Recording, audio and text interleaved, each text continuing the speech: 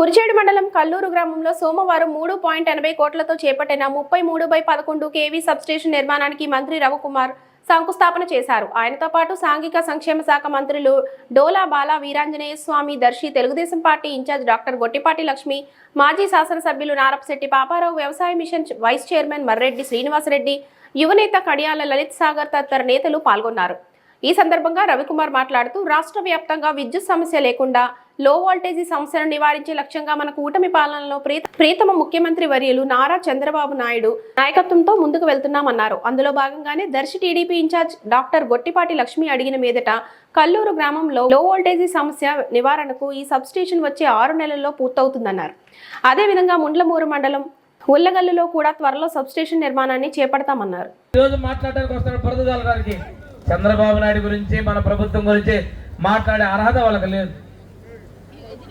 ఈరోజు మీరు గెలిపించారు కదా, అసెంబ్లీకి రావాలి కదా.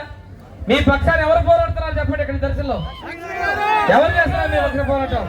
మీ అభివృద్ధికి ఎవరు కట్టుబడి ఉన్నారు? మీ సంక్షేమం కోసం ఎవరు కృషి చేస్తున్నారు?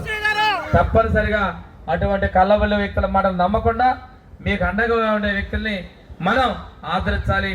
ఇక్కడ మళ్ళీ తెలుగుదేశం మీరు కృషి చేయాలి. మీలో మీకు వ్యక్తిగతంగా స్వార్థాలు ఉండొచ్చు, ఏమైనా తగాదాలు ఉండొచ్చు, పార్టీ మీద రుద్దబాకండి. ఈరోజు చంద్రబాబు నాయుడు గారు ఎంత కష్టపడుతున్నారు. ఆయన 53 రోజులు జైలుకి వెళ్ళాడు. ఎవరి కోసం పోయాడు? ఏ తప్పు చేస్తే పోయాడు? తెలుగుదేశం పార్టీ కార్యకర్తలకు అండగా ఉండి ఈ రాష్ట్ర ప్రజల కోసం నిలబడ్డాడు. అయినప్పటికీ అటువంటి ఒక దుర్మార్గపు ప్రభుత్వం ఆయన్ని జైలు పంపించింది.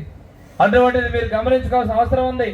మన భవిష్యత్తు కోసం, మన రాష్ట్ర భవిష్యత్తు కోసం, మన బిడ్డల భవిష్యత్తు కోసం మనలో మనకు ఎన్ని ఇబ్బందులున్నా అది పరిశ్రమతో కలిసిపోయి మళ్ళీ ఇక్కడ పార్టీ అభివృద్ధి కోసం మీరు కంకణబద్ధ కావాలి మనస్ఫూర్తిగా కోరుకుంటూ సెలవు తీసుకున్నా. వర్ధిల్లాలి తెలుగుదేశం పార్టీ, వర్ధిల్లాలి నారా చంద్రబాబు నాయకత్వం, వర్ధిల్లాలి లోకేష్ నాయకత్వం.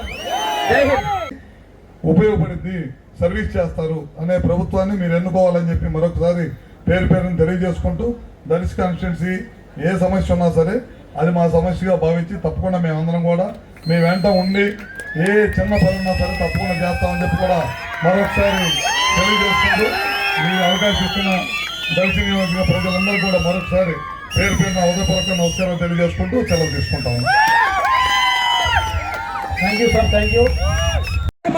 బాబు అందరూ కూడా ముందుగా పేరున హృదయపూర్వక నమస్కారాలు. నాతో పాటు వేదికలు అందించిన పెద్దలు మంత్రివర్యులు స్వామి గారికి, లక్ష్మి గారికి, ఇన్ఛార్జి గారికి, అట్లానే మన పాపాల గారి పెద్దలు మా మిత్రులకి, మన శ్రీనివాసరెడ్డి గారికి, వేదికను అలంకరించిన వివిధ హోదాల్లో ఉన్న పెద్దలకి, పొద్దు నుంచి విచ్చేసి ఉన్న తెలుగుదేశం పార్టీ నాయకులకి, కార్యకర్తలకి అందరూ కూడా పేరున హృదయపూర్వక నమస్కారాలు. వాళ్ళ సుపరిపాలన తొలడుగు కార్యక్రమం ద్వారా మన ఊరు రావటం జరిగింది. ఇక్కడ అంతకుముందు లక్ష్మి గారు అడిగారు, ఈ ప్రాంతంలో రైతులకు ఇబ్బంది లేకుండా ఉండటం కోసం సబ్స్టేషన్ కావాలని అడిగారు. ఆ సబ్స్టేషన్ వాళ్ళ భూమి పూజ చేశాం. దాదాపు 4 కోట్ల రూపాయలు ఖర్చు అవుతుంది. ఒక 6 నెలల్లోనే ఈ ప్రాంత రైతులకి ఆ సబ్స్టేషన్ అందుబాటులో తీసుకొస్తామని చెప్పి కూడా మీ అందరికి సభాముఖంగా తెలియజేస్తాము. అట్లానే ఇందాక ముళ్ళమూరు మండలం ఉల్లగల్లో కదా, ఉల్లగల్లి గ్రామంలో కూడా అక్కడ ప్రాంత రైతులు కూడా ఇబ్బంది పడతా ఉన్నారు. అక్కడ కూడా సబ్స్టేషన్ కావాలన్నారు. అది కూడా తొందరలోనే స్టార్ట్ చేసి వినియోగంలో తీసుకొస్తాం రైతులకి.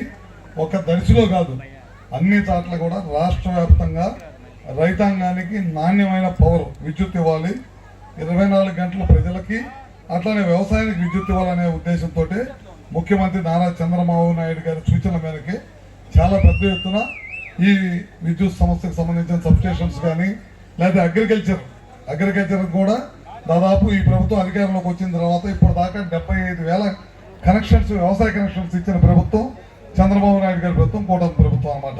75,000 కనెక్షన్స్ ఇచ్చాం ఇప్పటిదాకా వ్యవసాయానికి. ఇంకా మిగిలిపోయిన ఏమైనా ఉన్నా సరే తప్పకుండా తొందరలోనే వ్యవసాయ కనెక్షన్స్ అన్నీ కూడా ఇస్తామని చెప్పి కూడా మీ అందరికి తెలియజేస్తా ఉన్నాను. అదేవిధంగా ఇందాక ఒకటి అడిగారు, సోలార్ ప్లాంట్ పెడితే ఈ చుట్టుపక్కల ప్రాంతంలో ఉన్న చదువుకున్న యువతకు ఉద్యోగాలు వస్తాయన్నారు. అది కూడా నేను అసెంబ్లీ సాక్షిగా, రుద్ర సముద్రం కదా అది, అప్పుడు మనం చెప్పింది రుద్ర సముద్రంలో అక్కడ రైతాంగంతో కూడా మాట్లాడి తొందరలోనే ఇక్కడ, అదేవిధంగా కనిగిరి ప్రాంతంలో కూడా ఎక్కడైతే భూమి ప్రభుత్వ భూమి ఉందో ఆ ప్రాంతంలో ఇప్పటికే అనంతపురం జిల్లా, కర్నూలు జిల్లా, కడప జిల్లా ఈ చుట్టుపక్కల ప్రాంతాల్లో చాలా పెద్ద ఎత్తున